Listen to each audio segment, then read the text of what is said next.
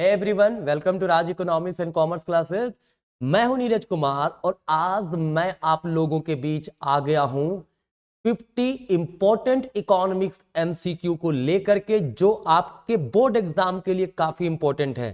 चाहे आप JAC board के स्टूडेंट हैं या सीबीएसई के हैं, ठीक है, दोनों के लिए इंपॉर्टेंट, क्योंकि हम डिस्कस करेंगे वो 50 इंपॉर्टेंट एमसीक्यू जो मैक्रो इकोनॉमिक्स का है।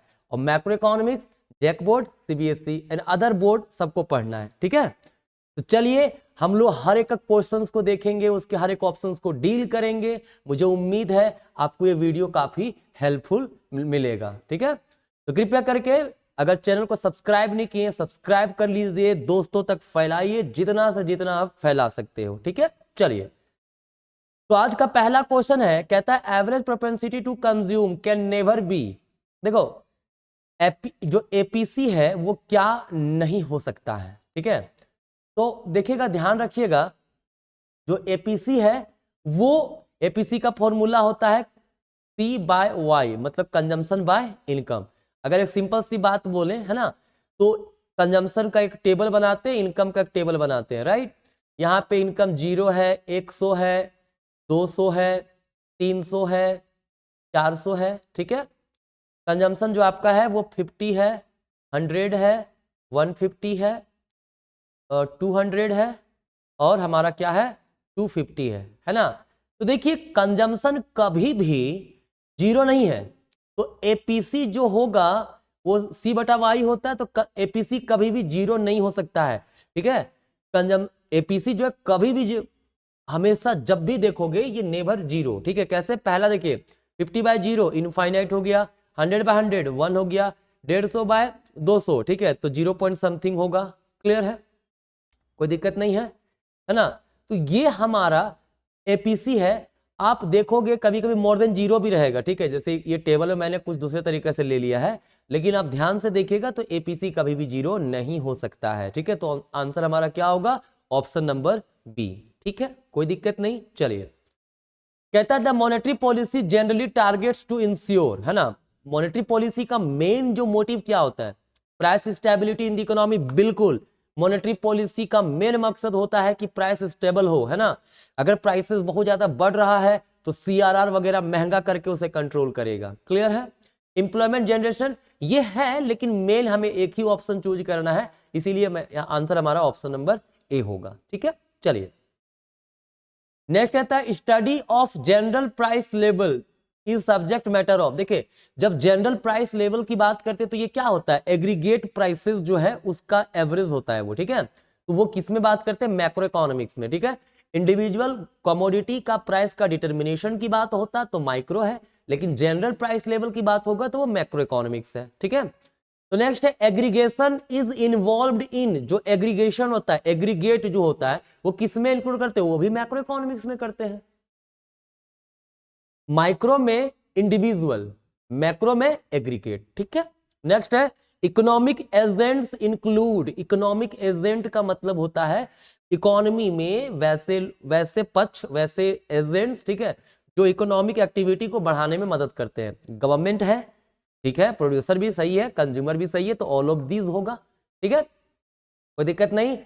चलिए, क्वेश्चन नंबर 6 है। देखिए, 50 क्वेश्चन करना है, तो मैं बहुत ज्यादा डिटेल में एक्सप्लेनेशन तो नहीं दूंगा, है ना। उसके लिए आपको टॉपिक वाइज वीडियोस देखना पड़ेगा। अगर किसी टॉपिक में आपको डाउट होगा तो कमेंट कर दीजिएगा, मैं डिटेल में डिस्कस कर दूंगा, ठीक है। चलिए, कहता है कैपिटल गुड्स आर यूज्ड, मतलब किसको कहते हैं capital goods, simply which are used in production process for several years. हाँ, जिसका प्रोडक्शन प्रोसेस में सेवरल ईयर्स के लिए यूज करते हैं, लगातार यूज कर रहे हैं, जैसे कोई मशीन्स है, ठीक है, उसका। Which are used in production process for few years, ठीक है, फ्यू में बहुत कुछ साल हो गया, सेवरल में कंटिन्यू चलते रहता है, तो कुछ साल नहीं, कई साल तक चलते रहता है, तो ये गलत है। विच इन्वॉल्व डेप्रिसिएशन लॉसेस, बिल्कुल। देखिए, जब हम कोई मशीनरीज वगैरह का यूज करते हैं तो उसका वैल्यू धीरे धीरे घटता है, उसमें डेप्रिसिएशन होता है, ठीक है। तो इसलिए इट इन्वॉल्व्स डेप्रिसिएशन लॉसेस। तो आंसर हमारा ऑप्शन नंबर डी होगा, ए और सी बोथ, ठीक है, कोई दिक्कत नहीं।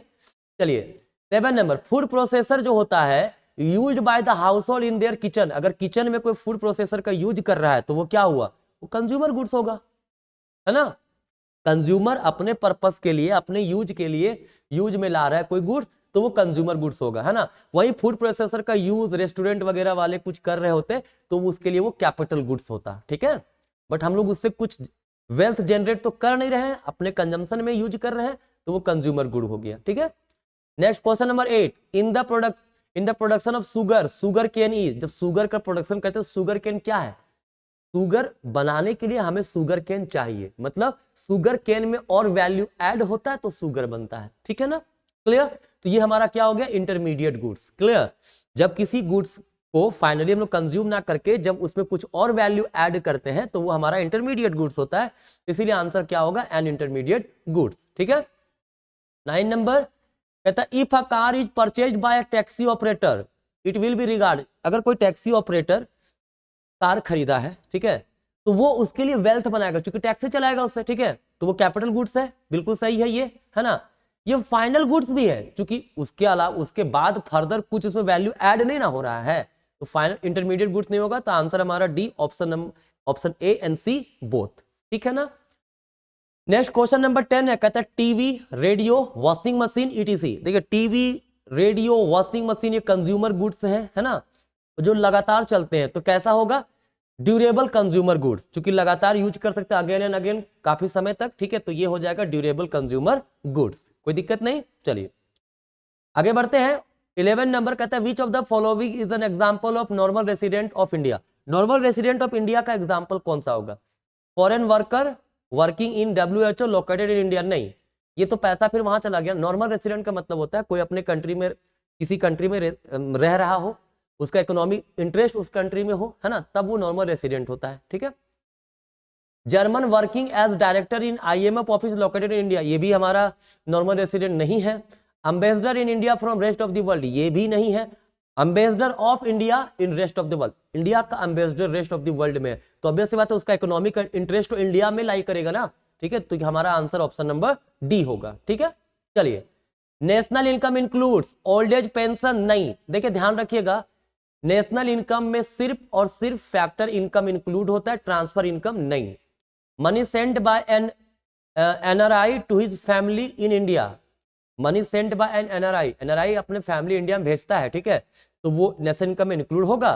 Transfer payment from rest of the world, क्या नहीं, कोई इंक्लूड नहीं होगा, ठीक है, नन ऑफ दीज होगा आंसर, ठीक है, क्लियर है। चलिए financial help to a victim is, ठीक है, किसी प्रकार का फिनेंशियल हेल्प दिया जा रहा है विक्टिम को, तो ये भी ट्रांसफर पेमेंट हो गया, क्योंकि भाई जब कोई सर्विस रेंडर करता है, सर्विस के बदले पेमेंट हो तो वो हो गया फैक्टर पेमेंट, ठीक है ना, लेकिन यहाँ फिनेंशियल हेल्प दिया जा रहा है तो वो ट्रांसफर पेमेंट है, ठीक है। कहते हैं difference between national income and domestic income is that of, क्या होता है डिफरेंस बिटवीन नेशनल इनकम और डोमेस्टिक इनकम, किसका कारण होता है, नेट, देखिए याद रखिएगा, डोमेस्टिक इनकम की बात करें तो डोमेस्टिक इनकम NDP-FC होता है, ठीक है, नेशनल इनकम क्या होता है NNP-FC, क्लियर, मतलब डिफरेंस का यहाँ डोमेस्टिक का नेशनल कैसे बनता है, जब इसमें प्लस कर देते हैं NFIA, है ना, तो हमारा बन जाता है वो नेशनल इनकम, मतलब डोमेस्टिक इनकम में जब NFIA इंक्लूड होगा तो NNP-FC बनेगा, मतलब नेशनल इनकम बनेगा, तो आंसर हमारा क्या होगा, net factor income from abroad, ठीक है। Next GNP at market price is measured as, देखिए GNP MP कैसे मेजर करेंगे, ऑप्शन नंबर ए जो है GDP एट मार्केट पर, डेप्रिसिएशन नहीं, गलत हो जाएगा क्योंकि फिर वो NDP बन जाएगा। बी नंबर है GDP at market price plus net factor income from abroad, बिल्कुल यही होगा। GDP एट मार्केट प्राइस है, डोमेस्टिक वाला हो गया GDP, जोड़ दिए NFI, क्या बन जाएगा नेशनल, तो GNP MP का मतलब फॉर्मूला क्या हो जाएगा, ऑप्शन नंबर यहां से बी, ठीक है, कोई दिक्कत नहीं। चलिए 60 नंबर कहता है gross domestic capital formation is sum total of, देखिए अगर हम लोग बात करते हैं ग्रॉस डोमेस्टिक कैपिटल फॉर्मेशन का, तो इसका मतलब होता है एक प्रकार से इन्वेस्टमेंट बोल सकते हैं इसको, क्या होता है वो, ग्रो एक्सपेंडिचर फिक्स्ड एसेट, नहीं सिर्फ फिक्स एसेट पे नहीं होता है, gross domestic fixed capital formation and change in stock, बिल्कुल ये सही आंसर है। Net domestic fixed capital formation plus inventory investment plus depreciation, ये भी सही है, तो ऑप्शन नंबर डी होगा आंसर हमारा। देखिए तो डायरेक्ट फॉर्मूला से क्वेश्चन है जी, है ना, कहता है ग्रॉस डोमेस्टिक कैपिटल फॉर्मेशन क्या होता है, इसका मतलब होता है gross domestic fixed capital formation plus inventory stock, बोल इन्वेंट्री इन्वेस्टमेंट बोलिए या फिर चेंज इन स्टॉक बोलिए, ठीक है। उसी को डिटेल में करके लिख दिया ऑप्शन नंबर सी में कि net domestic fixed capital formation plus inventory investment plus depreciation, ठीक है। तो ये भी हमारा वही ग्रॉस डोमेस्टिक कैपिटल फॉर्मेशन का फॉर्मूला है, डायरेक्ट फॉर्मूला से आंसर है, ठीक है। चलिए 17 नंबर कहता है वैल्यू एडेड मेथड, जो वैल्यू एडेड या प्रोडक्शन मेथड जिसको हम लोग बोलते हैं नेशनल इनकम का, कहता है which of the following with in the domestic territory of the country, ठीक है। हाउस होल्ड कंज्यूमर्स, भाई देखो बात यहां है वैल्यू एडेड मेथड में जो भी गुड्स एंड सर्विसेज प्रोड्यूस हो रहा है ना, वो फाइनल जो गुड्स है उसको मेजर किया जाता है, ठीक है। तो हाउस होल्ड कंज्यूमर नहीं, the producing enterprise owned by resident of the country, बिल्कुल जो रेसिडेंट ऑफ द कंट्री है उसके द्वारा उसका जो प्रोडक्शन यूनिट है प्रोड्यूसिंग इंटरप्राइजेज है ना, उसका जो वैल्यू जनरेट होगा वो शामिल करेंगे।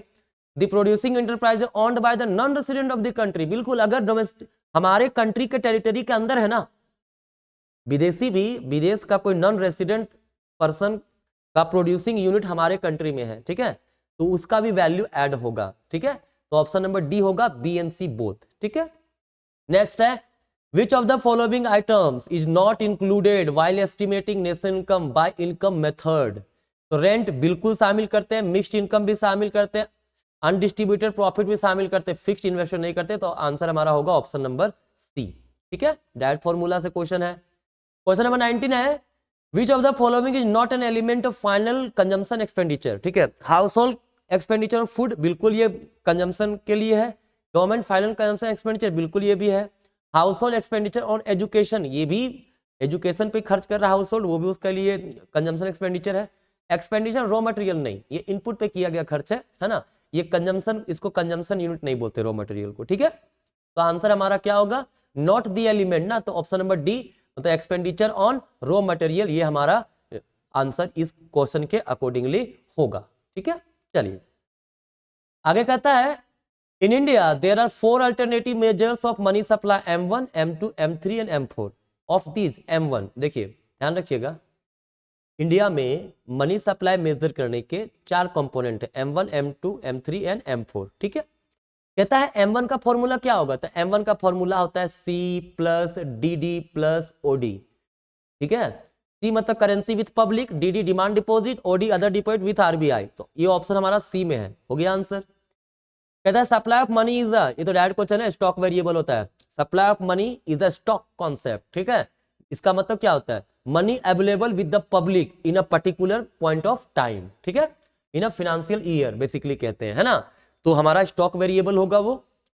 कहता है in India coins are issued by ministry of finance, coin issue करता है, नोट RBI इशू करता है, एक्सेप्ट 1 रुपी नोट, तो आजकल 1 रुपी का नोट आता भी नहीं है, तो जो भी नोट अभी बन रहे हैं वो RBI पब्लिश कर रही है, ठीक है, और कॉइन जो है वो मिनिस्ट्री ऑफ फाइनेंस के द्वारा इशू किया जाता है, ठीक है।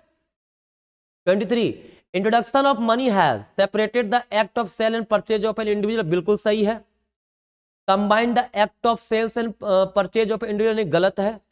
Expanded the scope of sale and purchase, बिल्कुल ये भी सही है, तो ऑप्शन नंबर डी होगा A और C। देखिए जब मनी आया है ना, पहले क्या होता था, एक व्यक्ति जो सेलर होता था वो बायर भी होता था, कैसे, जैसे मैं ये एक पेन मान लीजिए हम बेचने गए बाटर सिस्टम में, ये पेन के बदले हमको मिलेगा क्या, ये मार्कर, ठीक है। तो मैंने कहा भाई मैं आपको दे रहा हूं पेन, आप दो मार्कर, मैं बना सेलर चूंकि मैं पेन दे रहा हूं, मैं बना बायर क्योंकि मार्कर ले रहा हूं, मतलब मैं दोनों चीज हूं, बायर भी सेलर भी। लेकिन ये एक्ट को सेपरेट कर दिया मनी, कैसे, अब हम दुकान जाते हैं, पैसा दिए सीधा गुड्स मिल गया, तो हम सिंपली बायर हैं, वो बेच रहा है मनी लेकर के, वो सिर्फ और सिर्फ सेलर है, ठीक है, कोई दिक्कत नहीं। और ऑब्वियसली बात है सेल परचेज का जो स्कोप है काफी ज्यादा बढ़ा दिया है मनी, ठीक है, तो ऑप्शन हमारा डी होगा।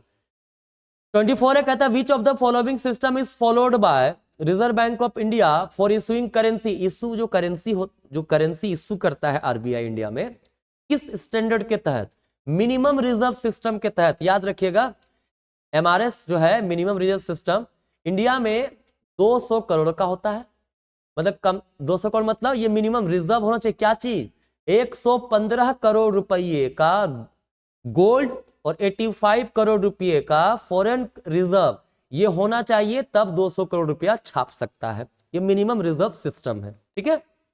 चलिए नेक्स्ट कहता है which of the following 25 number question, which of the following is not the instrument of credit control? CRR बिल्कुल है, एसएलआर है, बैंक रेट है, तो मैनेज फ्लोटिंग आंसर होगा, क्योंकि मैनेज फ्लोटिंग जो होता है वो एक्सचेंज रेट चैप्टर का से रिलेटेड है, उसका कोई लेना देना क्रेडिट कंट्रोल से नहीं है, ठीक है। Next question 26 number, which of the following does not come under quantitative methods of monetary policy? Monetary policy के दो part, quantitative method, qualitative methods, ठीक है। क्वांटिटेटिव मेथड्स में bank rate, repo rate, reverse repo rate, CRR, SLR, open market operations, ये सारी चीजें आता है, ठीक है। और क्वालिटेटिव मेथड्स में मोरल सॉजन, ठीक है, फिर हम लोग कह सकते हैं जो मार्जिन का fixation of margin, right, direct action, publication, ये सारी चीजें। तो कहते हैं क्वांटिटेटिव मेथड्स में क्या नहीं आता है, तो ऑब्वियस सी बात है मोरल सॉजन भी मैंने कहा ही, ठीक है। चलिए 27 number, open market operations as an instrument of credit control are performed by, अभी मैंने क्या कहा था, मॉनेटरी पॉलिसी मॉनेटरी पॉलिसी जो होता है कंट्री का सेंट्रल बैंक जो है वो लागू करता है, ठीक है, मनी सप्लाई को कंट्रोल करने के लिए, राइट।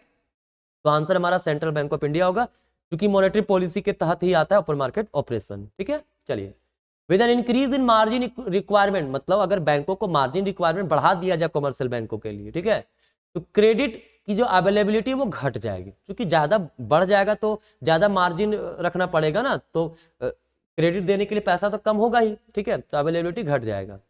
कहता है if inflation is to be combated the RBI, कहता है इन्फ्लेशन कंट्रोल करना चाहती है आरबीआई, तो क्या करेगी?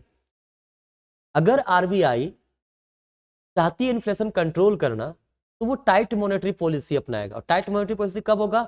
एसएलआर बढ़ जाए, सीआरआर बढ़ जाए, बैंक रेट बढ़ जाए, ठीक है, तो क्या होगा? Raise both CRR as well as SLR, ठीक है।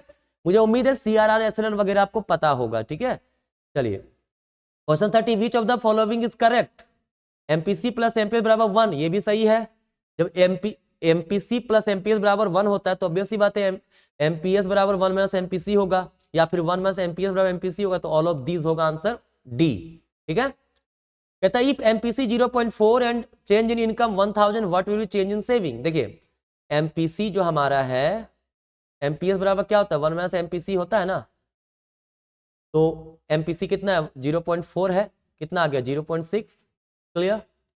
एमपीएस का फॉर्मूला क्या होता है हमारा? एमपीएस का फॉर्मूला होता है change in saving by change in income, ठीक है। एमपीएस दिया 0.6 बराबर चेंज इन सेविंग, यही निकालना है। चेंज इन इनकम दिया 1000, गुना कर देंगे कितना होगा? 600 बराबर चेंज इन सेविंग, ठीक है। तो आंसर होगा ऑप्शन नंबर सी, ठीक है। कहता है स्लोप ऑफ एस लाइन मतलब saving line is indicated by, देखिए सेविंग लाइन की बात की जाए तो सेविंग लाइन का जो स्लोप है वो किस तरह का होगा वो एमपीएस डिसाइड करता है। कौन डिसाइड करता है? एमपीएस, ठीक है। तो हमारा एमपीएस ऑप्शन बी होगा। 1 माइनस एमपीसी, देखिए 1 माइनस एमपीसी का मतलब भी एमपीएस ही तो होता है, ये भी ऑप्शन सही है, तो ऑप्शन नंबर डी होगा, ठीक है। इसका आंसर क्या होगा? B and C both. कहता है व्हेन सी इक्वल्स इतना कंजम्पशन फंक्शन दिया है, इनकम दिया, ऑटोनोमस कंजम्पशन कितना होगा, ठीक है। देखिए सी बराबर सी बार प्लस बी वाई होता है, ये बस कंफ्यूज करने, ये सी बार को ऑटोनोमस कंजम्पशन बोलते हैं, ये एमपीसी, ये इनकम है, ठीक है। तो जो सी बार के जगह पे कितना 100 है ना, तो यही तो हमारा ऑटोनोमस कंजम्पशन है, तो आंसर ए होगा, ठीक है। Easy question. चलिए 34 नंबर क्वेश्चन क्या है भाई? कहता है व्हेन सी इक्वल्स इतना, वाई इक्वल्स इतना, saving at 0 income level will be, है ना। अगर मान लीजिए इनकम 0 है, वाई कितना हो गया? 0, तो कंजम्पशन कितना होगा वहां पे? 300 होगा। 300 प्लस 0.8 वाई है ना, तो 0.8 इंटू 0 हो गया, तो सी बराबर 300 आएगा। तो सेविंग का फॉर्मूला होता है इनकम माइनस कंजम्पशन, तो इनकम कितना है? 0, कंजम्पशन कितना? 300, तो माइनस 300 आएगा ना, कोई दिक्कत? तो आंसर क्या होगा? ऑप्शन नंबर बी, ठीक है। इजी क्वेश्चन है। चलिए 35 में कहता है investment which is independent of level of income, उसको ऑटोनोमस इन्वेस्टमेंट कहते हैं, ठीक है, ज्यादा दिमाग नहीं लगाना है। ऑटोनोमस इन्वेस्टमेंट का मतलब भी होता है which is independent of level of income, income कुछ भी हो वो एक फिक्स रहेगा, ठीक है। Ex ante saving refers to, देखिए एक्स एंट जो सेविंग, एंटे पढ़िए, एंट पढ़िए आपका मर्जी, ठीक है, एंटे वैसे बोलते हैं। क्या होता है? जो जिसकी हम इच्छा करते हैं, मतलब जो प्लान करते हैं, जो हमारा डिजायर होता है, ठीक है वो। तो ऑप्शन क्या है? अच्छा दोनों दे दिया, ए और बी दोनों होगा, डिजायर्ड सेविंग या प्लान्ड सेविंग। जो हम लोग पहले प्लान करते हैं, बिफोर बात करें तो प्लान, एक्स एंटे, एक्स पोस्ट की बात करेंगे तो जो एक्चुअल हो गया वो। जैसे मैंने प्लान किया, मैं 2024 के एंड तक 1 लाख रुपया पैसा सेविंग करूंगा, ठीक है, ये डिजायर्ड हो गया, ये प्लान्ड हुआ ना, इच्छा हमारी है वो, एक्स एंटी सेविंग यही होगा, ठीक है। तो ऑप्शन नंबर डी हो जाएगा, ए और सॉरी ए और बी, हाँ ठीक तो है, ए और B both. Option number D में तो वही है ना, ए और बी बोथ, ठीक है। चलिए 37 कहता है if MPC increases value of multiplier will be, देखिए मल्टीप्लायर के बराबर 1/1 माइनस एमपीसी होता है, तो अगर एमपीसी बढ़ेगा मल्टीप्लायर भी बढ़ेगा, एमपीसी घटेगा मल्टीप्लायर का वैल्यू भी घटेगा। तो कहता है MPC increases value of multiplier will increase. कहता है if marginal propensity to save decreases the value of multiplier will increase. क्यों? क्योंकि इसको हम लोग k बराबर 1/MPS भी लिख सकते हैं ना। तो अगर इस तरह का इक्वेशन है, मतलब MPS और k के बीच में इनवर्स रिलेशन है। तो कहता है marginal propensity to save decrease हो रहा है तो मल्टीप्लायर का वैल्यू इंक्रीज होगा, ठीक है। कहता है नेक्स्ट क्वेश्चन 39 नंबर, बड़ा ही मस्त क्वेश्चन है। कह रहा है इफ एमपीसी बराबर एमपीएस हो, एमपीसी बराबर एमपीएस, ठीक है, कोई दिक्कत नहीं है। The value of multiplier will be, multiplier का वैल्यू क्या होगा? देखिए एमपीसी प्लस एमपीएस बराबर कितना होता है? 1 होता है, ये पता है। तो दोनों बराबर है ना, एमपीसी एमपीएस, तो लिख सकते हैं एमपीएस प्लस एमपीएस। ये बराबर कब होगा? मेनली हम लोग देखिए यहाँ पे डायरेक्टली देख लेते हैं, ठीक है, उतना दिमाग नहीं लगाना है, डायरेक्ट हम लोग देख सकते हैं ना। अगर एमपीसी प्लस एमपीएस दोनों इक्वल है, मतलब क्या होगा? ये भी 0.5 होगा, ये भी 0.5 होगा, तभी ना ये 1 आएगा। हाँ, तो अगर 0.5 है तो पुट कर दीजिए किसी में भी, के बराबर क्या है? 1/MPS, तो यहाँ पे 0.5 पुट कर दें, कितना होगा? 2 आएगा answer, answer 2, option number T, ठीक है, कोई दिक्कत नहीं। Option number C. इसको ऐसा भी बना सकते थे, एक और तरीका मैं बता देता हूं, है ना। अगर दोनों बराबर है ना, तो हम लोग एमपीसी के जगह एमपीएस लिख सकते हैं, एमपीएस प्लस एमपीएस बराबर 1, मतलब 2 एमपीएस बराबर 1। तो यहां से एमपीएस बराबर क्या आ जाएगा? देखिए तो 0.5 होगा, क्योंकि 1/2 हो गया तो 0.5 बोलते हैं, वही तो मैंने पुट किया था अभी, ठीक है। चलिए नेक्स्ट क्वेश्चन कहता है 40 number, if entire additional income is converted into additional consumption. देखिए एमपीसी यहां कह रहा है, एमपीसी का मतलब होता है change in consumption due to change in income, ठीक है, कोई दिक्कत। मान लीजिए इनकम में चेंजेज हुआ 100, पूरा का पूरा कहता है entire additional income is converted into additional consumption, consumption भी उतना ही बढ़ा दिए, जितना इनकम बढ़ा सारा का सारा कंजम्पशन पे खर्च कर दिए, कितना? 1 आएगा। तो मल्टीप्लायर का वैल्यू क्या होगा? यहाँ पे मल्टीप्लायर का फॉर्मूला होता है ना, k बराबर 1/1 माइनस एमपीसी, ठीक है। तो 1/1 माइनस 1 बराबर 1/0, मतलब इनफाइनाइट होगा। तो आप आंसर ऑप्शन नंबर सॉरी ये 40 नंबर का है ना, ऑप्शन नंबर क्या हो जाएगा? डी, ठीक है, इनफाइनाइट, राइट। चलिए मुझे उम्मीद है यहाँ तक कोई दिक्कत नहीं होना चाहिए आपको। चलिए आगे देखिए, कहता है if the level of AD is to be raised, ठीक है। देखिए एडी का मतलब होता है कंजम्पशन प्लस इन्वेस्टमेंट, ठीक है, क्लियर। मेनली 2 सेक्टर मॉडल तो यही होता है, इंप्लाइंग एन अपवर्ड शिफ्ट इन। कहता है अगर एडी को बढ़ाना है, ऊंचा करना है, ठीक है, मान लीजिए एडी हमारा यहाँ पे है, पहले इसको यहाँ करना है, ये एडी यहाँ पे है, रेज करना है, बढ़ाना है, ठीक है, कैसे होगा? तो ऑब्वियस सी बात है, सी प्लस आई है ना, तो या तो कंजम्पशन एक्सपेंडिचर बढ़ेगा या तो इन्वेस्टमेंट एक्सपेंडिचर बढ़ेगा।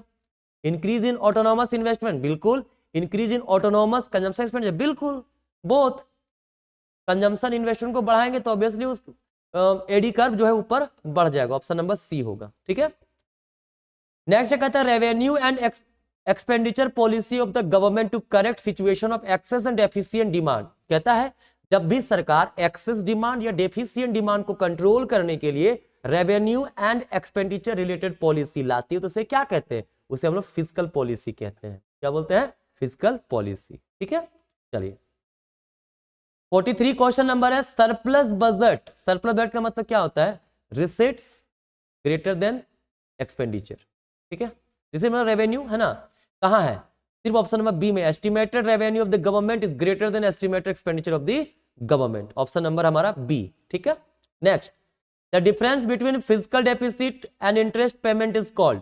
देखो प्राइमरी डेफिसिट होता है ये, है ना, इसका फॉर्मूला है physical deficit minus interest payment. ठीक है, इसी को बोलते हैं प्राइमरी डेफिसिट। कोई दिक्कत नहीं है, तुम्हारा आंसर क्या होगा? Primary deficit. क्लियर? चलिए question 45, if primary deficit is 3500 and interest payment इतना, कहता है प्राइमरी डेफिसिट, यही फॉर्मूला पे बन जाएगा। प्राइमरी डेफिसिट कितना है? 3500 दिया हुआ है। ठीक है, एफडी निकालना है हमको, फिजिकल डेफिसिट निकालना है, माइनस इंटरेस्ट पेमेंट है 500, ये इधर जाएगा प्लस हो जाएगा 4000 हो जाएगा, बराबर physical deficit 4000, option number B. ठीक है, कोई दिक्कत नहीं, इजी। आगे देखिए, out of the following which is the most rigid exchange rate which does not allow any adjustment in the exchange rate. कहता है सबसे रिजिड एक्सचेंज रेट क्या होता है, इसमें किसी प्रकार का आप एडजस्टमेंट नहीं कर सकते, वो दैट याद रखिए gold standard system of exchange rate को कहते हैं। ठीक है, नेक्स्ट है the rate which is determined by the government is non. जब गवर्नमेंट डिसाइड करे क्या एक्सचेंज रेट होगा उसको फिक्स्ड एक्सचेंज रेट हम लोग कहते हैं। ठीक है, कहता है the exchange rate at which demand for foreign currency becomes equal to supply, उसको इक्विलिब्रियम एक्सचेंज रेट कहेंगे। ठीक है, जहां पे डिमांड फॉर फॉरेन एक्सचेंज और supply of foreign exchange equal हो, वो क्या कहलाता है? इक्विलिब्रियम एक्सचेंज रेट कहलाता है। ठीक है, 49 number, what is the relationship between demand for foreign exchange and exchange rate. Obviously बात है, डाउनवर्ड स्लोपिंग है ना, demand for exchange rate inverse relation है। आंसर ये हो जाएगा when supply foreign exchange increases, supply कहता है बढ़ जाए, इक्विलिब्रियम क्या होगा? देखिए अगर हम सप्लाई यहां से बढ़ा करके यहां कर दे SF1, तो क्या हुआ? एक्सचेंज रेट पहले इतना था ना, अब क्या घट गया ना। ठीक है, तो क्या होगा? फॉल करेगा। ऑप्शन नंबर बी हो गया। ये बहुत ही इंपॉर्टेंट 50 क्वेश्चंस थे, है ना। कोई भी टॉपिक, इस जितने भी मैंने क्वेश्चन डिस्कस किया है ना, कोई भी क्वेश्चन में आपको प्रॉब्लम होता है कमेंट कीजिएगा, या तो फिर आप बुक में एक बार जरूर उसे पढ़िएगा। ठीक है, ये काफी हेल्प करेगा आने वाले बोर्ड एग्जाम में आप लोगों को। ठीक है, तो चलिए आज का यहीं तक, मिलेंगे नेक्स्ट क्लास में, तब तक के लिए धन्यवाद।